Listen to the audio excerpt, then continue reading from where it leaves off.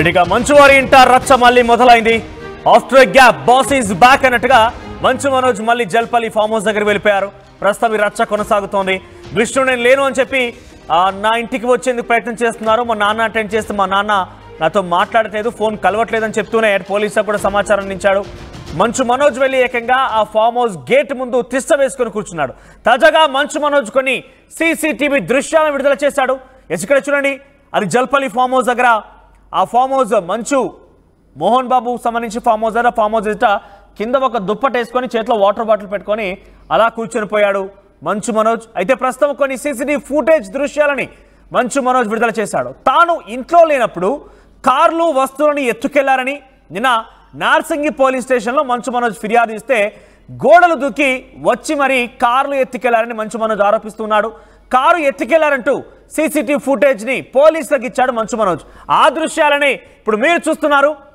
చూడండి, ఇక్కడ కారులో వస్తోంది మోహన్ బాబు, విష్ణు ఇద్దరు కూడా. సో తాను లేని సమయం చూసి ఆ ఇంట్లోకి చొరబడి కార్లు కొన్ని విలువైనటువంటి వస్తువులను ఎత్తుకెళ్లారని చెప్పి ఆయన ఇచ్చిన కంప్లైంట్కి దానికి ప్రూఫ్గా ఈ వీడియోస్ని ఆయన సీసీటీవీ దృశ్యాలని పోలీసులకు అందజేశాడు. సో సీసీటీవీ రికార్డ్ అయినటువంటి దృశ్యాల్లో మోహన్ బాబు, విష్ణు వచ్చినట్టుగా మంచు మనోజ్ చెప్తున్నాడు.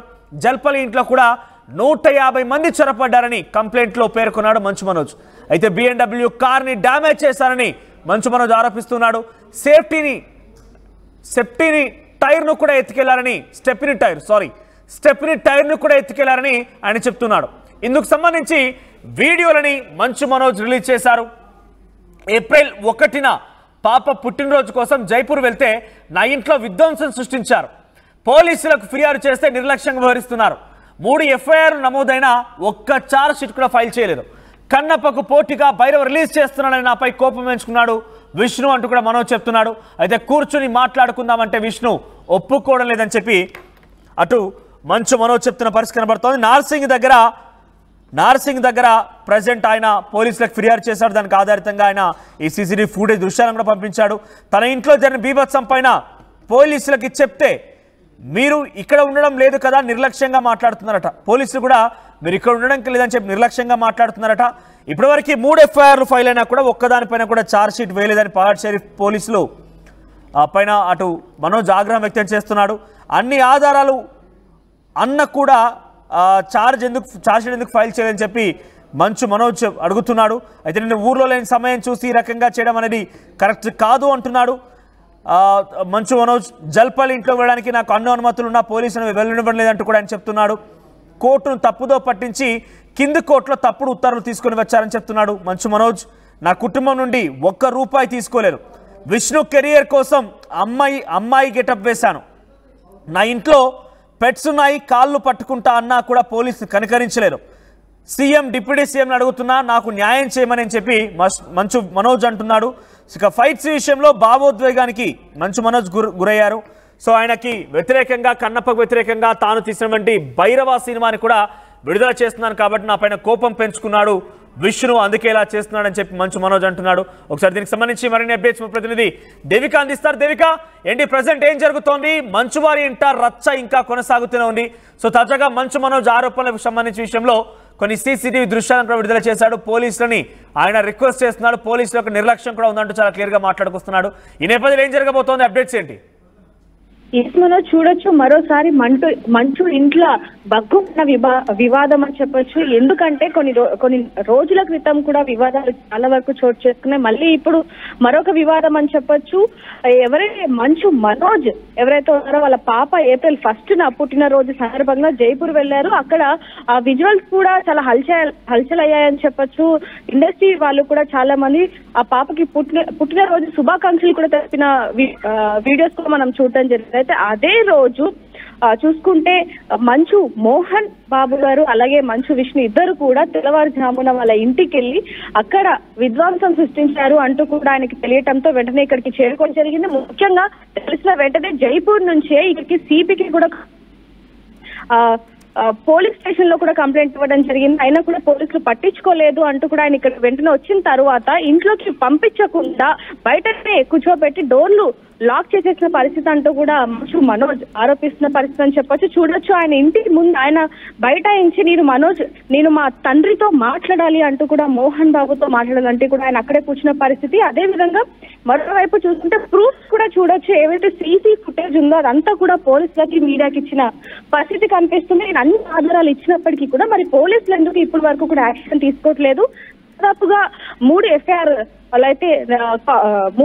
అయితే ఇవ్వడం జరిగింది. అయినా కూడా ఇప్పుడు కూడా ఎటువంటి యాక్షన్ కూడా తీసుకోలేదు అంటూ కూడా మంచు మనోజ్ ఆరోపిస్తున్న పరిస్థితి. నా కుటుంబానికి అయితే థ్రెట్ ఉంది అంటూ కూడా ఆయన చెప్తున్న పరిస్థితి. ఇదంతా కూడా ఆస్తి వివాదం అంతటా కాదు, జల్పల్లిలో ఉన్న ఏదైతే విల్లా ఉందో దానికి సంబంధించింది కూడా కాదు. కేవలం ఏదైతే విద్యార్థులకి సంబంధించి ఏదైతే ఇష్యూ ఉందో క్యాంపస్ లో జరుగుతున్న అక్రమాలకు సంబంధించి విష్ణు దొంగతనాల గురించి ప్రశ్నిస్తున్నాను కాబట్టి నా మీద ఈ విధంగా కోపం పెంచుకుంటూ కాకుండా నా కుటుంబ సభ్యుల మీద కూడా, నా భార్య నా పిల్లల మీద కూడా కోపం పెంచుకొని ఈ విధంగా చేస్తున్నాడు. 1వ తారీఖున పాప పుట్టినరోజు సందర్భంగా మేము అక్కడ ఉంటే ఇక్కడికి వచ్చి ఇల్లు మొత్తం కూడా ధ్వంసం చేశాడు. ముందుగా ఏవైతే కార్లు ఉన్నాయో అక్కడ మనం సీసీ ఫుటేజ్ లో కూడా చూస్తున్నాం.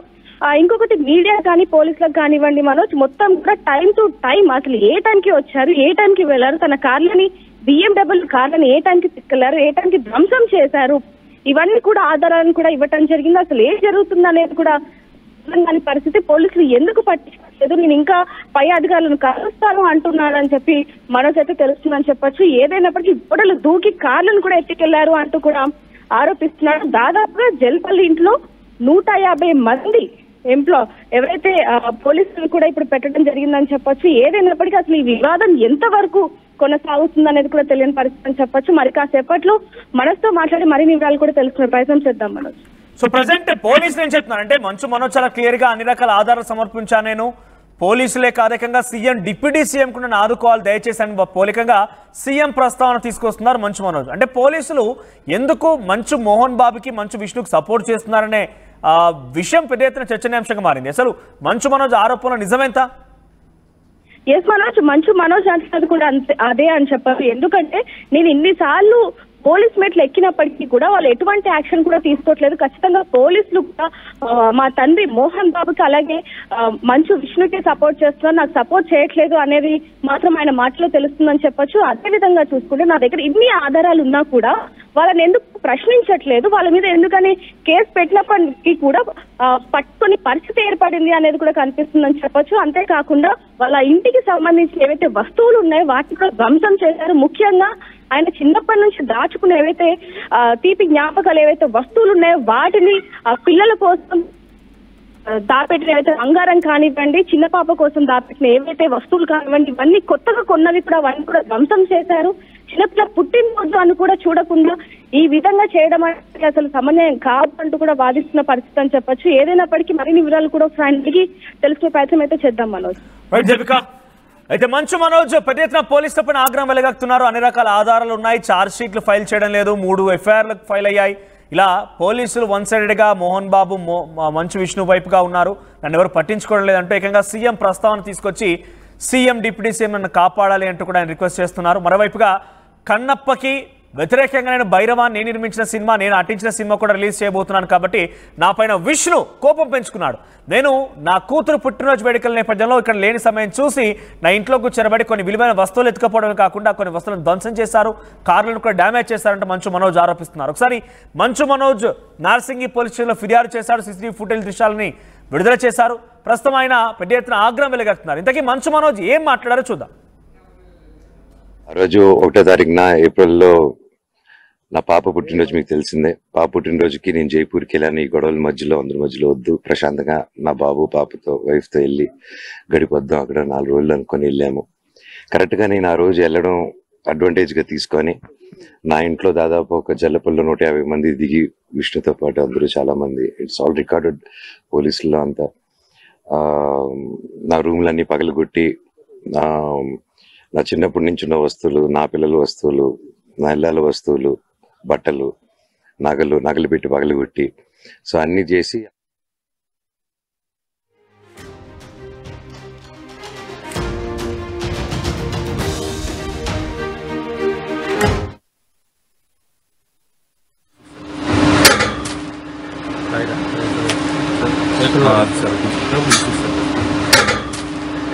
రూమ్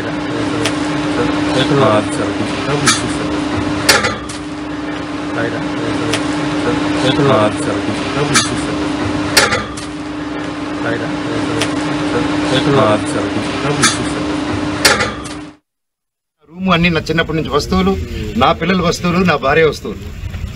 అంటే ఒక మగాడు నేను ఊర్లో ఉన్నప్పుడు లేని ధైర్యం, నేను ఊరు దాటిన వెంటనే జైపూర్ పాపను ఎత్తుకొని, వీడు పాప బర్త్డే బిజీలో ఉంటాడు, ఈ టైంలో కొట్టొచ్చని కేవలం విష్ణు ప్లాన్ వేసుకొని తెల్లారుజామున April 1 5:40కి ఇదే రోడ్లో ఉన్న కెమెరా సీసీటీవీ, మా ఇంట్లోనే సీసీటీవీలు, వాళ్ళు ఫేమస్ కదా, పోయినసారి గొడవ అయినప్పుడు వాళ్ళు నా మీద కంప్లైంట్ వేసి వాళ్ళే సీసీటీవీ దాచిపెట్టారు. ఇప్పుడు కూడా మీరు వెళ్ళి అడగండి, సీసీటీవీ వాళ్ళు ఎంటర్ అయింది ఎవరు, వాళ్ళు ఇస్తే సగం ముందు కొట్టుకుని తిరుగుతాను నేను ఊరు బీదంతా. వాళ్ళ సమస్య లేదు ఎవరు మీకు, ఎందుకంటే వాళ్ళు చేసింది దొంగ పని. నంబర్ 1, కమిషనర్ గారి బైండ్ ఓవర్ని క్రాస్ చేశారు, మల్టిపుల్ టైమ్స్ క్రాస్ చేశారు. జనరేటర్లో షుగర్ పోయడం దగ్గర నుంచి, మా వాళ్ళని కొట్టడం దగ్గర నుంచి, వాటర్ పంపుల ఇంటికి కట్ చేయడం, పగలు కొట్టడం నుంచి, కరెంటు కట్ చేయండి ఆ ఇంటికి అని చెప్పడం నుంచి, ప్రతి ఒక్కటి మనోజ్ గారి దగ్గర ప్రూఫ్స్ ఉన్నాయి. వాళ్ళ దగ్గర ఒక్క ప్రూఫ్ మనోజ్ మీద తప్పని చెప్పమానండి, నేను సాక్షాత్ అందరి కాళ్ళ మీద పడి నేను సారీ అడుగుతాను. ఒక్క ప్రూఫ్ చూడు, పోనీ నేను ఆస్తి అడిగినట్టు ఒక్క ప్రూఫ్ చూపిమనండి.